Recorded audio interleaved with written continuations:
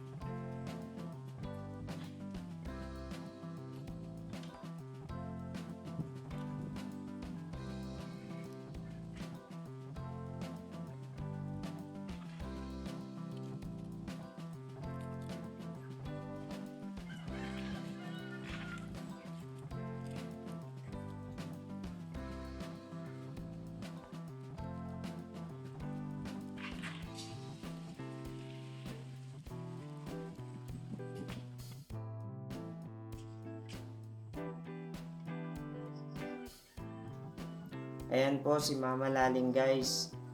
Tulong po sila ni Papa sa pagtatanim. Maaga pa po, gising na silang dalawa. May naka-schedule po silang gagawin sa araw-araw. Dahil po sa kasipagan nila, hindi po namin naranasang magutom.